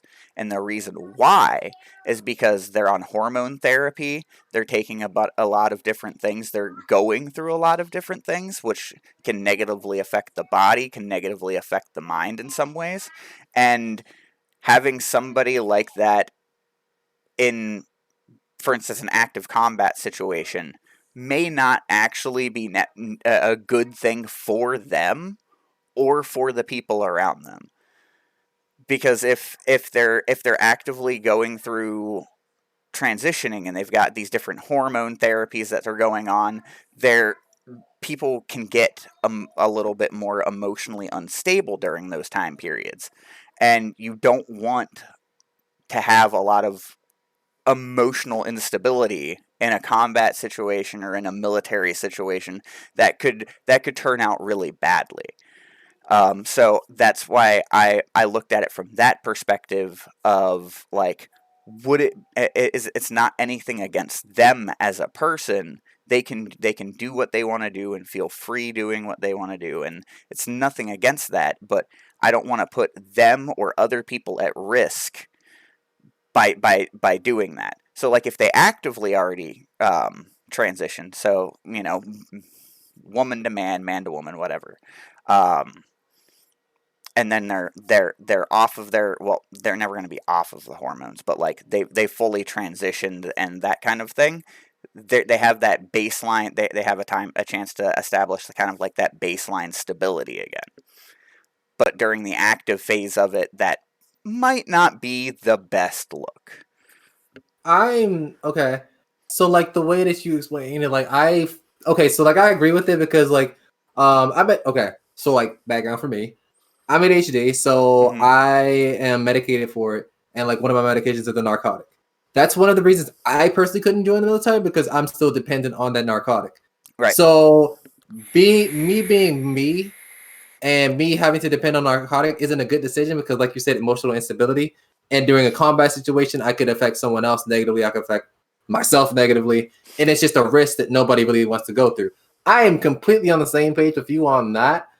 And like you said, I'm perfectly like if they're planning a transition, cool. If they're not planning to transition, also cool. But like you said, like as long as they're not actively taking like the hormones during their service, I'm on the same page. We're good. As long as it's in that situations, like I don't want anyone that's like dependent on like a narcotic or dependent on like a hormone Mm-hmm. to be serving during that time because it's a big risk for themselves and it's a big risk for The like people people around. around them. Yeah. Yeah. Yeah, So that same and page there. that's the way I looked at it. It wasn't that I'm against it. It's just like there's certain stipulations there, and Yeah. but then that goes back to the kind of issue of that we were talking about, where like lines get drawn. People aren't willing to look at the minutia of things, the nuance of things, to kind of get to a logical agreement on it. They're just like, for this particular situation, oh, you're anti-trans because you don't want the trans people joining the military, or oh, you're trying to put our soldiers at risk, or whatever, either side of the coin there, or whatever. It's like it just got super politicized for no apparent reason besides looking at like the logic in it. Yep. It's just like you said, drawing lines in the sand. Like it's some stuff is just not necessary for. Like, but everything's politicized. Everything has to have sides for some reason or whatever nowadays. It is what it is. Okay, so this has gotten taken a kind of a depressing turn, and I don't want it to continue to be. Let's go the other way. Yeah, let's go the other way. Yeah, let's go somewhere else on this. Back to anime, whatever. So have you watched Black Clover? Read Black Clover, and I've watched some of it. Okay, you've read Black Clover, but are you like on current with Black Clover, or? Yes. Okay. So, well, lucky you, you get to read it, because the anime, I've been watching it, and they just took like an indefinite hiatus because they're caught up to the manga. Yeah. Yeah. Actually, yeah. Y'all are caught up now that I'm thinking about it. Yeah. And like it makes sense because like that's the reason I kind of like animes that like have initially I hated animes that had seasons because then they had to wait for it, you don't know when it's coming back. But like the more I thought about it, like it makes sense because if you push too fast, what you end up having happen is what happened with Black Clover. Mm-hmm. You have to wait for the manga to catch up or like get far ahead or finish in order to actually do anything with it. Otherwise, it's just like not canon. Yeah, And well, they had that happen with Fairy Tail too. That's why. yep. And you would have think they would have learned too, because the same people that worked on Fairy Tail, some of the same people are working on Black Clover. So you would have thought they would have learned their lesson, but apparently they didn't, because Same for Bleach. well, they did it with Fairy Tail twice, where they had to take like a 2-year break. Just like, all right, hey, we're gonna stop. We'll come back to it when we have like an arc or two to like start putting out, and that we're behind. And but from what I understand with Black Clover, I guess they're gonna take an even longer break, more than likely. So it's probably gonna be like 4 years until they start making Black Clover as an anime again. because they want at least 2 arcs to be put out before they start doing anime again, or before they start doing the anime again, which is sad because they kind of cut it off right in the middle of an arc, and they're like, "Sorry, we'll be back in 4 years." That's I hate when animes do that personally, because then it's just like, what? Don't start the arc if you can't like finish it. Just stop before the arc ends. So then like nobody's getting really hyped about. Okay, I really want to know how this plays out, but I don't want to read the comic because I don't want to get too ahead of the anime, and like just that kind of stipulation with that. But because anime started doing that is when I started getting into like Korean manhwas and Korea webtoons and that kind of stuff. Mm-hmm. One of the ones that I actually got into like really heavily was Tower of God. Okay. Have you watched that before? Have you heard of it? Watched it? I've heard of it. I've not watched it. I've been told to watch it. Haven't gotten to it yet. So Tower of God is the Korean version of One Piece. It is that big in Korea. So Interesting. it's pretty big, and it's got like that world building and story building of One Piece, Mm-hmm. and like the consistency of it. The art style is amazing. It has an anime that just got released. I saw that. It's really good, and they have a really big band that's going behind it as well. So like they have a lot of attention just because of that as well. Just like reading those kind of things have kind of like helped me get over. Korean comics are also really different because they also have sound. They also have soundtracks that go with it. So like just experiencing those have been really nice too. I've never seen that. There's a couple Korean. They have a different word for it because it's not manga, but I don't know what they call it in Korea. I can't. Manhwa. Manhwa. Yeah. Okay. So I read one. I can't even remember the name of it off the top of my head. So it's terrible. I can't remember the name of it. Oh God. Do the lookup while I talk. But yeah. Have you ever seen? It was on Netflix for like ages, and it was an anime that they put out like 50 episodes of it, but I guess at the time, I think there was something other that was really big that was out, so it didn't receive the attention that it deserved, I think. It was called Kenichi the Mightiest Disciple. Heard of it. I've definitely watched. I haven't watched it, but I read that one. And like I know exactly what you're talking about. I don't remember what the other show was that came out at the same time. But in relation to that though, there was a Korean one that came out that never got any kind of anime adaptation, but it was a manhwa that I think is even still ongoing.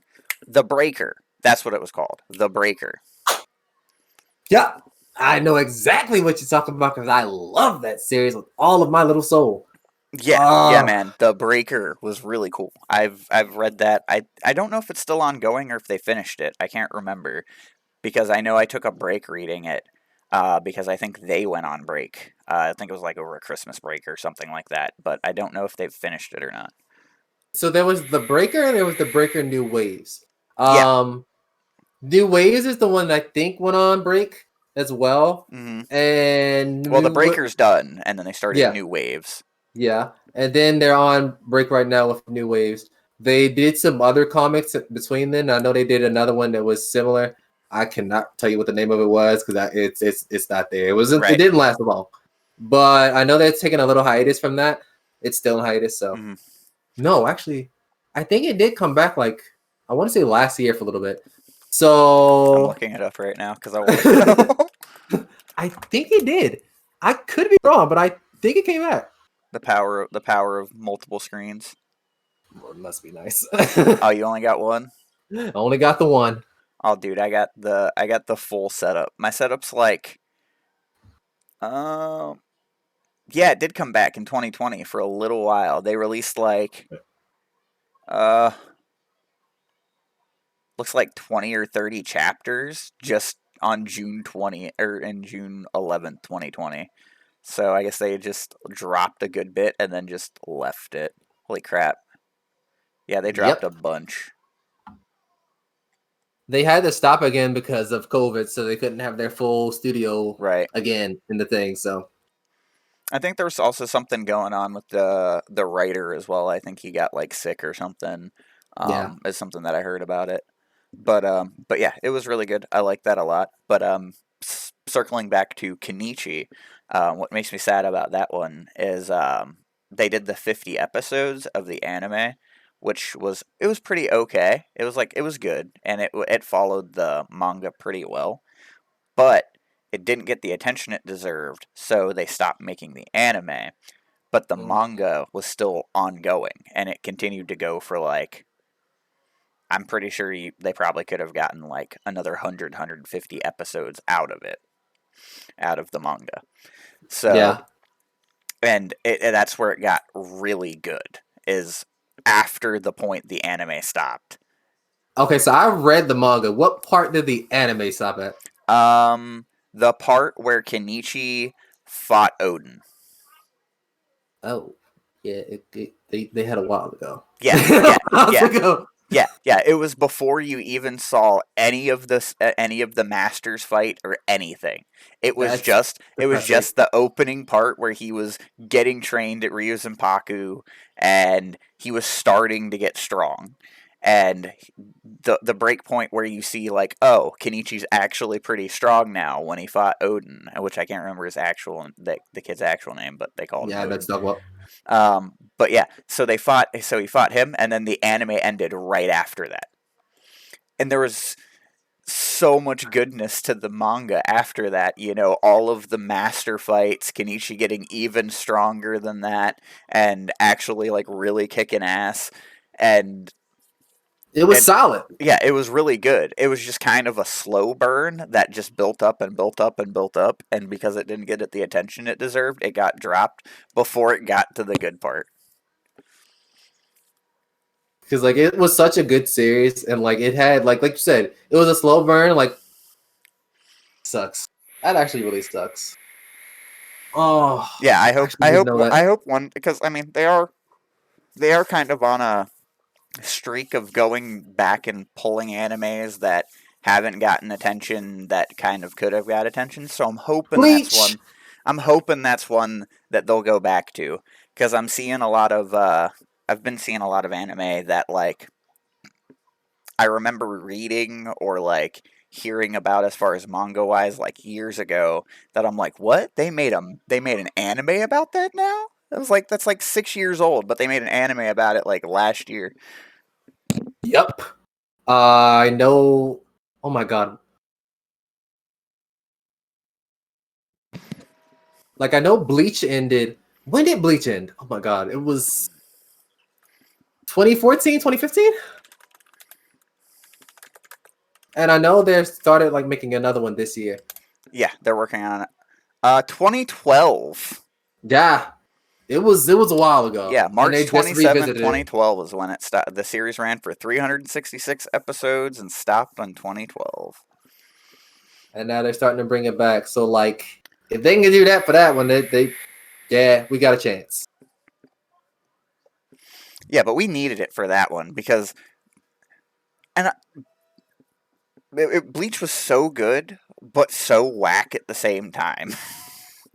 You knew it was whack, and it was good because it was whack. So like, well, the one thing about Bleach that really threw me off was it's one of the only animes that I watched that had an arc inside of an arc with a filler arc. Yep, consist. And it threw me off because they're just like, all right, like they're doing the hollow thing, they're in Hueco Mundo, and then stop. Different arc entirely, has nothing to do with what's going on currently. Totally different arc, little arc that's going to run for like 20 some 30 episodes. And they did that because they were catching up, and I understand that. But like still, it was whack. It sucked. Because that was, I think when they did that, it was at a point where you knew the series was about to get really good. Yeah, it was like at a build-up point, and then they're like, and here you go. And it wasn't like anybody knew about it. It wasn't like you had like any form of warning. It was just like, what the fuck is this? This isn't what I signed up for. Like, yeah, this like, isn't what yo, I I want to see Aizen. Where's Aizen? Who the fuck is this guy? Like, I don't know this guy. What's this like, Bound stuff? I don't know about yes. Bound. You're gonna. They were in Hueco Mundo. They're doing really cool shit. Ichigo's getting strong. He just went full hollow form and all that kind of jazz. And now you're throwing some Bound shit in my face that I don't even know anything about. What is going on here? And they never talked about it again, so it had no real relevance. Yeah, it had zero bearing because they just dropped back in and went right back to Hueco Mundo like it didn't even happen. Exactly, and I'm just like, I mean, that's a Bleach thing. Okay, cool. Yeah, just all right, man. If that's what we're doing, but like it was whack. It was whack. Yep. So what do you think? So where is your stance on Boruto versus Naruto? Oh, so I look at okay.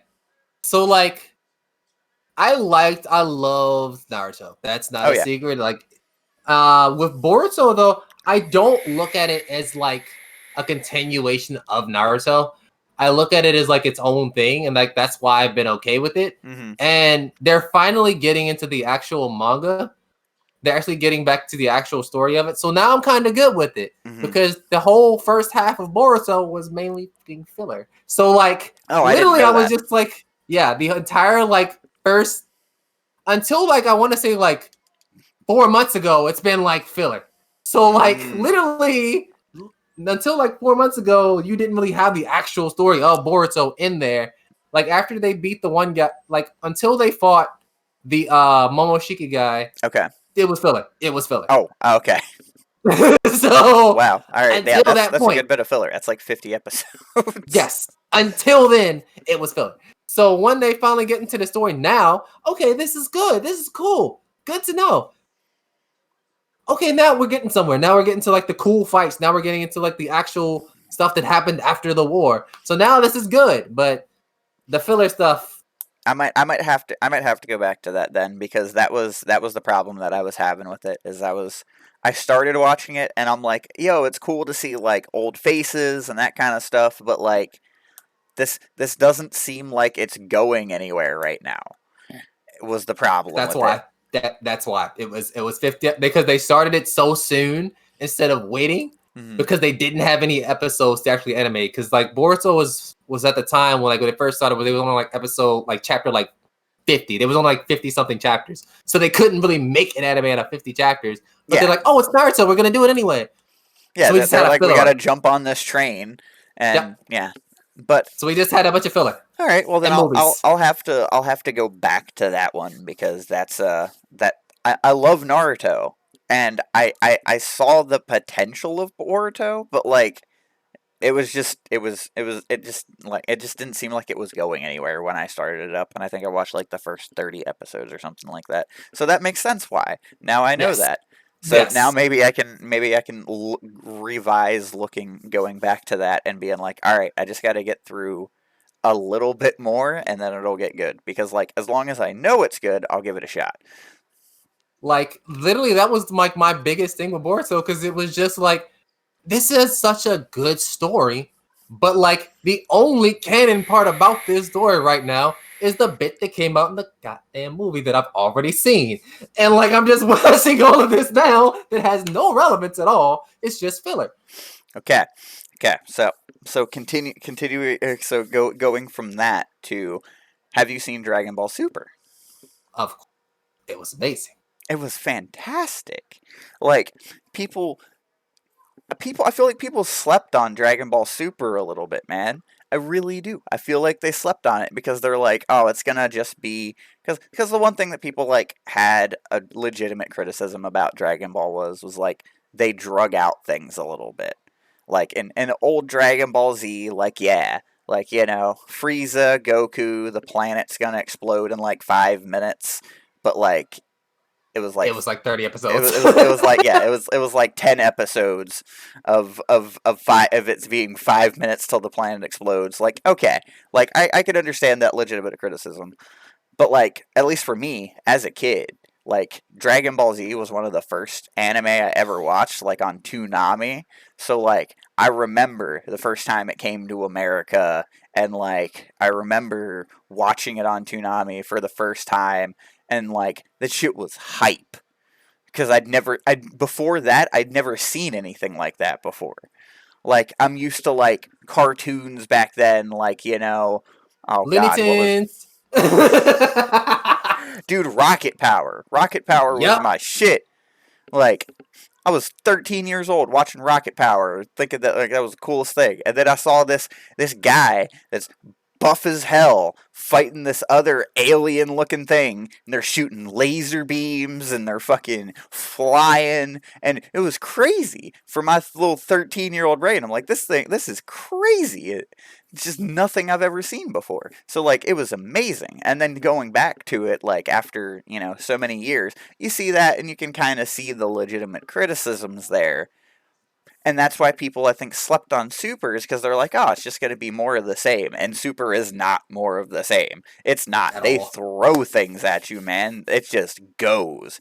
And it gets super hype. And I really like it. I really like it. And I think another reason that I really liked Super was just like it wasn't so like a lot of mangas and a lot of like animes, they do stuff exactly about the comics, and how stuff is gonna play out, how it's gonna end, the different moves. Dragon Ball Dragon Ball as like a series itself has always stepped away from that. They always have good like filler sequences. So like in the manga, Goku has a different form than what he does in the West. He doesn't have Ultra Instinct in the manga. It's not there. It doesn't exist. And he has a perfected version of Super Saiyan Blue. Mm-hmm. And he has he's never done the Kaioken combination thing together. That's not a thing. But his control over his ki lets him fight differently. He fights like he does in Ultra Instinct, but he does it with clones. And it's like such a different thing. And it's like such a different experience versus how it is in like the anime. So you get two different experiences just in one series. Like, oh, this is going to be really cool, but I wonder what they're going to do in the actual show. This is going to be really cool. Like that one scene where Goku freaking skates with a Kamehameha. He ain't never did nothing like this before. That was the dopest thing I ever seen. Yeah, man. I've showed so many people that clip because, like, that's how I've gotten people to watch Dragon Ball Super. Because I'm like, hey, Super's really dope, and I'm like, this is the kind of thing that you see in Super, and it's just fucking power sliding with the Kamehameha. That was so good. It was so good, dude. Oh my god! And it's just how they do it. And then the first time he goes Ultra Instinct, like actually too though, like even though it's not in the manga or anything, and like it's just like Goku hit the note button, just like he's just like, all right, I'm white now. I'm just like perfectly in tune with everything, and it's just like, nah, you can't hit me, nah, you can't hit me, nah, and you're just like, oh my god, what is happening? He was just getting his ass kicked 30 seconds ago, and now he's just like, nope. And it was all technique. Like Goku went from like this guy that just had nothing but power and like he could overpower anybody to like being straight up technique. Like literally dodging, doing nothing but weaving his body and like using the other person's energy against them. He ain't never did nothing like that since like freaking like Dragon Ball. Yeah. Like, to see that again, like, oh my god, Goku went back to his roots. This is some cool stuff. Yeah. Yeah, it's like, this is hella cool, dude. Like, I don't know, man. Like, just anime as a whole, I don't know what it is about anime, but like as compared to like television or movies, like certain movies and certain TV, like you get kind of a connection to it. Like you feel the feels. Like you get excited, you get sad, you get, all the different plethora of emotions. But like Avatar: The Last Airbender. Oh, yep. Dude. But like different shows, different TV, but like I feel like anime does it the best consistently. Like there's rarely an anime that I watch that I'm like, I don't feel anything watching this. Like you like if you watch anime and you actually get invested in the story, which doesn't really take much to be honest, you feel things. You're like, oh, that's amazing, that's hype, hell yeah, or like, oh, that's like some of the saddest shit I've ever seen. I'm gonna try not to cry now. Like Like, yeah, speaking on that exact subject, like you said, how anime does it so well. There's this new show that just came out, like, I want to say like last week. It's called Tea of Eternity. I'm seeing reviews of people like saying this is the saddest show I've ever seen. I have never cried on episode 1. I'm like, my niggas is just dramatic. I watched the show. I'm up here bawling. I'm like, this is the saddest thing I've ever seen in my life. I'm like, oh, how did you get me invested in a character in one episode?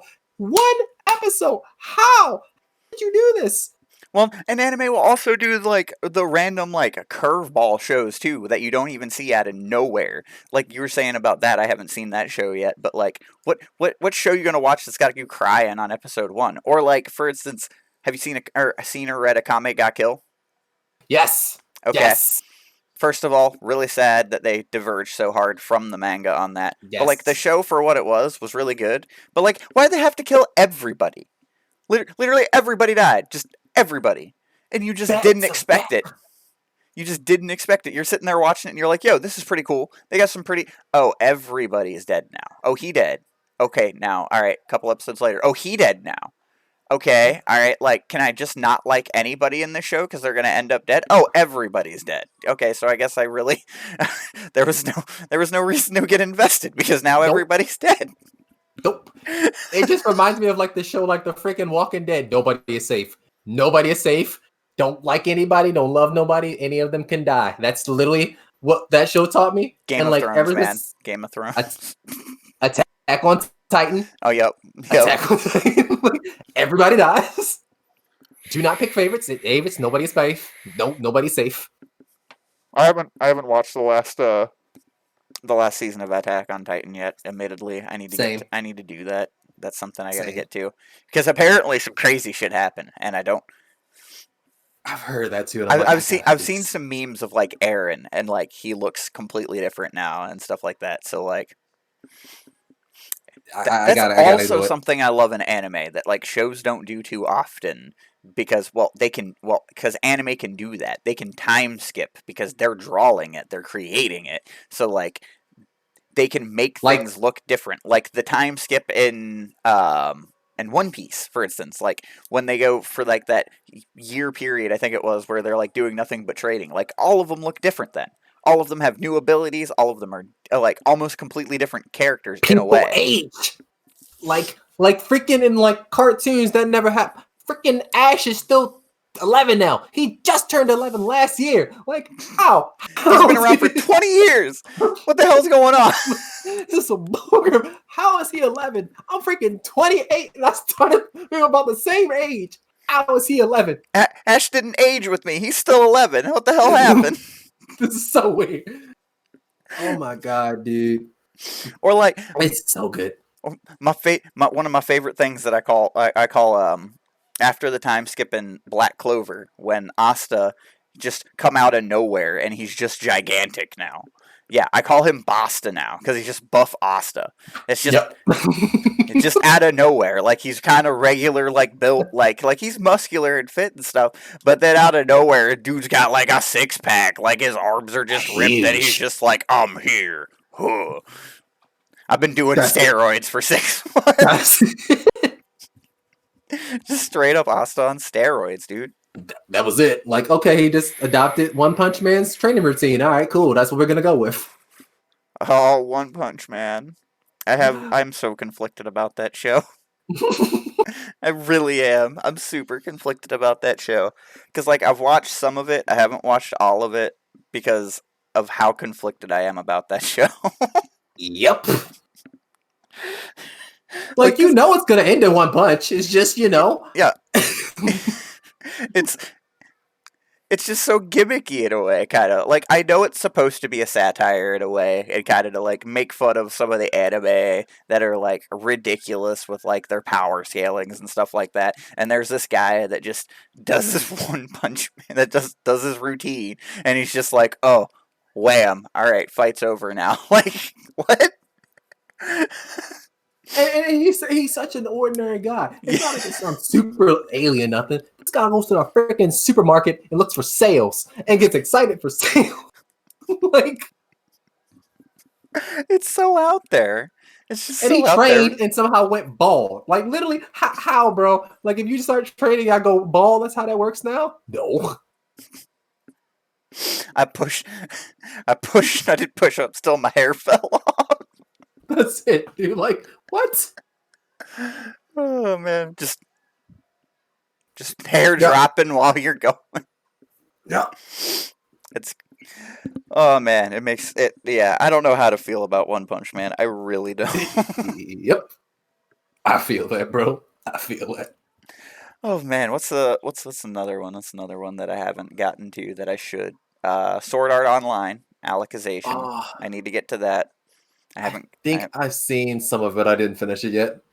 Well, they do the Tokyo Ghoul kind of thing, where you with Alicization where you start up and you don't know what the fuck's going on, like at all. Like everything's different, everything's weird. Like they start off with a dude chopping down a tree.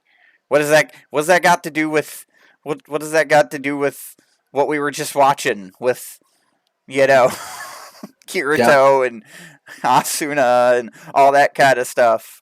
Like that, it has nothing to do with it. But apparently, No relation. apparently, going down the line, they piece it together after a little while. But I haven't gotten to that point, and I need to. But like adult life, man. I feel that. Yeah, man. Yeah. But I do love, if there's one improvement that I love that we have now, is the art of streaming.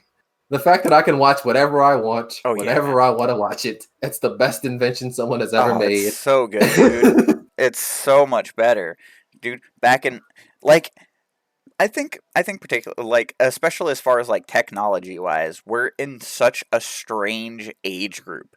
Because we remember what it was like before most of the technology. Like we had a computer, DSL. but it was like DSL, it was like AOL. Freaking AOL, man. Oh Getting my God, on there, listening to the beeps, hoping and praying that it actually goes online. You're just sitting here for 5 minutes like, please work. Are you gonna work? Brr. All right. Oh, yes, yay! I can send somebody a message now. Like, yep, that's really how it went. And it was all that every time. Where we got like I got like a gig download speed now. Like, what? Dude, to having Wi-Fi wireless internet? What? Wireless? This is a thing? Like I remember my Windows XP having like 128 megabits of RAM, and that was good back then. Now I got 32. Like, what? Yep.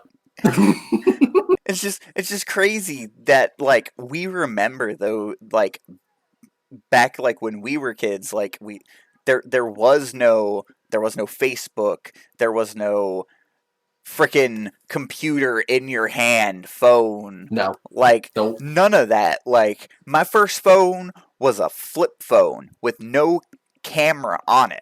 I didn't even have a camera, my very first cell phone. I was like 13 years old, and I was just starting to like go and do things, and my mom's like, you should have a phone, so that way I can get a hold of you. And I remember it was just like this little crappy flip phone that had like 200 minutes on it, that like I could only use in emergencies or if my mom wanted something, and that was it. Mom paid like $10. Mom paid like $10 a month for it just so that she could get a hold of me when I'm out doing things. That was it though. After 9, talking for free, freaking just all this stuff, and now we got a computer in our hands. Unlimited everything. I need an answer to a question, and I just Google, boom, got the answer to my question. Yup.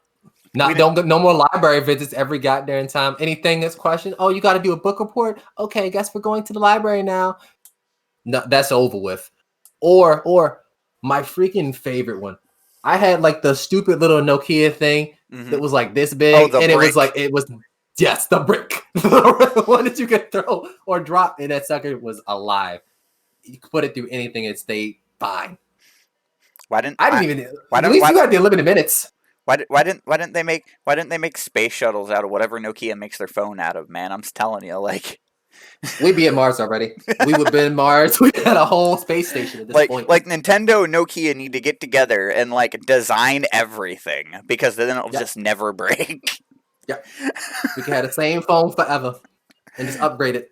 though I will give props to LG too. Of the phones that I had throughout all of my years, I went from the flip phone with no camera, and then I got a flip phone with a camera, and I thought it was the coolest thing ever. It was like a 2 megapixel camera. Thing was absolute ass.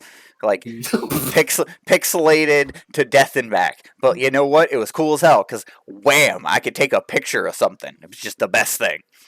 And then the next best thing, the new best thing was, I think it was like 17 or 18, and they had just come out with starting to have like the pre-smartphone days. So like it had like the screen on the front, those phones that had like the full screen on the front, but then you flip it open and you had the full QWERTY keyboard. Yeah. Yep, it was either the flip or the slide sidekicks and shit. Yeah. I love that. Oh yeah, dude, I remember I had the LG Rumor 2, and I thought it was the coolest phone ever. We had the same phone! Oh. Yes, I remember exactly what you're talking about. I know exactly what you're talking about. Because it was the screen on the front, and then it had like the 3 buttons on the bottom, which you could end call, and there was like a home or something I can't remember, and then you turn it sideways, flip it out, you had the full keyboard and all that stuff. Oh, dude, I thought it was the coolest thing ever. But I remember that. Like, I put my phones through hell when I was a kid. And that LG Rumor, I remember I had just gotten my license. I was like 16 or 17 years old. And I went to visit my grandma, and I lost my phone at my grandma's house. And I had left, and I'm like, okay, I'm going to go back and look for this phone. So I got back, and apparently it had fallen out of my pocket into a puddle, into a rain puddle. And I found it in the puddle. I'm pretty sure I ran the damn phone over with my car, and I picked it up, and it was a little scratched up, but the damn thing worked fine. It was totally fine. You know what? These things nowadays, I gotta have a case on it. I gotta have a screen protector, because guess what? I dropped this thing in carpet, and it might break. It's gone. It's gone. That's it. That's literally all it took. Like a gentle breeze falling on carpet and the screen shattered. Fucking back in the day, you could LG Rumor or freaking Nokia, you could toss it across the room into a concrete wall and pick it up, and the thing's gonna work. Yep. It survived everything. It could survive anything. Like, you throw a controller against the wall now, it's gone. You throw like a phone against the wall, that sucker was good. You could be mad with the phones back then. You do that with the phone now, you out of a phone. And they're so expensive too, though. That's the thing too. I remember that Rumor 2 cost my mom like $50. All right, like $50. I had a phone and thing worked great, and I was happy. I loved it. But like, I love that phone too. but phones now, a new Samsung or whatever, it's like ridiculous, almost $1,000 for a phone. Like, it's crazy. It doesn't even do anything. Like, it's not like some legendary phone, but it's still a computer, but it's still a grand. It's like, if I'm gonna drop $1,000, I could have an actual computer for that price. Like, yes, literally. Oh man. But all right, man. I think we're actually gonna wrap this up here. We actually did 2 hours, so nice. Yeah. It was smooth. It went by pretty good. It was good talking to you. This was actually a lot of fun. I may have to have you on again sometime here. I'm down, bro. Get through a couple more people, that kind of thing, and I'll come back around and talk to other to people that I've previously talked to when I get a chance. And it was a lot of fun. We'll definitely have to do this again because, well, it was enjoyable. Talking about video games and the like, and man, we're getting old too, though, dude. Dude. We're almost 30. I don't like I'm pushing 30. It's not cool, man. I'm not a fan at all, bro. Why are things starting to hurt? I don't like it. No, starting to feel aches. No, man. That's staying up till 1 a.m. That's over. No, dude. I'm picking up the girlfriend from work, coming home, and going to bed. I got work tomorrow, man. Adult life. That's it. That's exactly how it goes in a loop every day. But alright, man, this was smooth. This was fun. This was the Abrasively Average podcast. Words. Abrasively Average podcast with my friend Javon. Thanks for having you on.